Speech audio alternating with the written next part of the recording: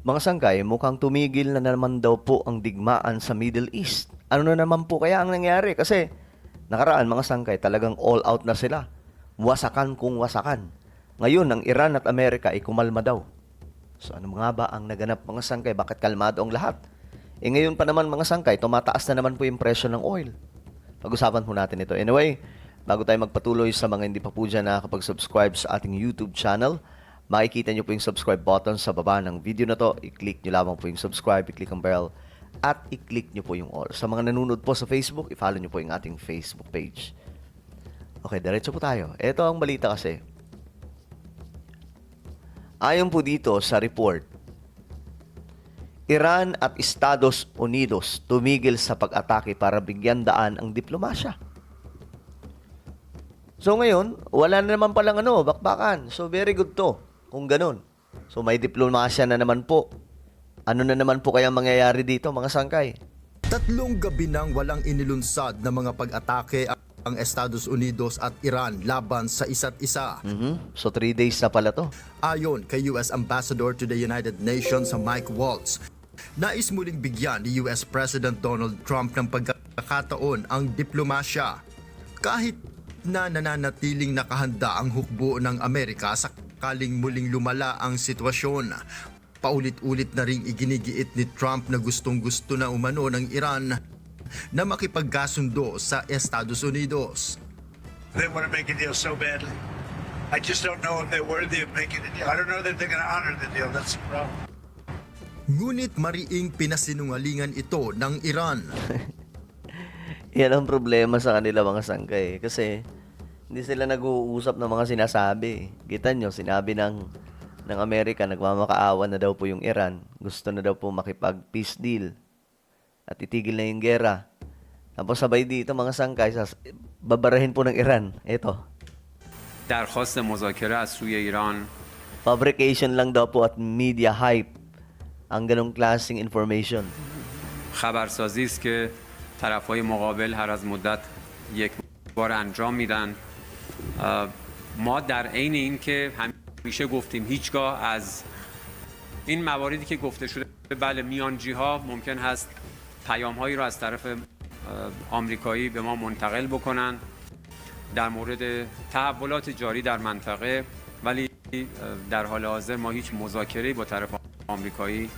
Ayon kay Iranian Foreign Ministry spokesperson Esmail Baghei, bagamat tuloy-tuloy ang pagsisikap ng mga mediator na maghatid ng mensahe sa pagkabilang panig, nananatiling walang direktang negosasyon ang Iran sa Estados Unidos. Sinabi rin ni Baghei na ang tuloy-tuloy na pag-uusap ay nasa pagitan lamang ng Iran at Oman, kaugnay ng pamamahala sa Strait of Hormuz. این مذاکرات ما هم همونطور که عرض کردم ارتباطی با آمریکا نداره. موضوعی است دو جانبه بین ایران و عمان، کماکان هم ادامه داره. Iginiit din ng Iran na ang Estados Unidos ang unang lumabag sa Memorandum of Understanding na nilagdaan ng magkabilang panig noong Hunyo. Partikular na nilabag umano ng Washington ang kasunduang itigil ang mga operasyong militar at ipagpatuloy ang diplomasya nang muli itong maglunsad ng mga pag-atake laban sa Iran pagkalipas lamang ng mahigit 3 linggo mula nang lagdaan ang MOU. ما یک یادداشت تفاهمی داشتیم. So grabe no? Hindi mo na alam kung sino ang totoo sa kanilang dalawa eh. Kasi yung US, sasabihin din po, kaya sila umatake kasi nga ang Iran naglunsad ng pag-atake din. May mga barko. Actually, may ang story noon, bago yung matinding pag-atake, may pinalubog. Mayroon pong inatake itong Iran na mga barko na may kargamentong oil. Diyan po sa Strait of Hormuz. Tapos nasundan po ito, mayroon pong sasakyang panghimpapawid. Dito po ay mga jet fighter no, ng US. Ang pinabagsak ng Iran sa may Strait of Hormuz. Buti na lang mga sangkay, nailigtas po ang piloto. So, doon na po napuno mga sangkay, si Donald Trump, ayun po yung side nila na kwento. Hanggang saan? Sabi ni Trump, wala na to. Wala sa ayos kausap itong Iran. Aatake na kami. hindi na kami mapipigilan. Matitikman nila ang bangis ng aming sandatahan. So, yun, mga sangkay. Nagtuloy-tuloy po yun. Hanggang sa nagdeklara na po yung Iran ng all-out war. Pero ngayon, mga sangkay, 3 days na naman daw pong wala pang pag-atake. Alam nyo, ang pait ng resulta nito, ng giyera, kasi nga po, buong mundo nagsasuffer ngayon. Nagsasuffer po sa matinding epekto. Taas ng presyo ng oil na naman. تکالیف طرفین خیلی روشن بیان شده بود. آمریکا در کمتر از 22 روز بعد از امضای این یادداشت تفاهم اون رو نقض کرد. نه یک بخش از اون رو، کل سامانه‌ای که در این یادداشت تفاهم پیش بینی شده بود مورد نقض قرار گرفت. Dahil sa paglabag ng Amerika, sinabi ng Iran na sinuspindi na rin nito ang sarili nitong mga obligasyon sa ilalim ng nasabing kasunduan.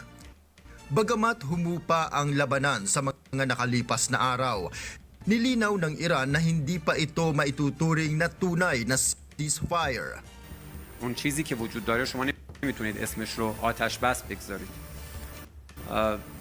این که در چند روز Grabe, no? گذشته Patigasan talaga ng mukha silang فضا dalawa eh. آرامتر بوده. خب نتیجه تدبیر نیروهای مسلح جمهوری اسلامی ایران بوده که همواره با چشمانی باز مراقب هستند و قطعاً هر اقدامی که از طرف O, kita nyo mga sangkay?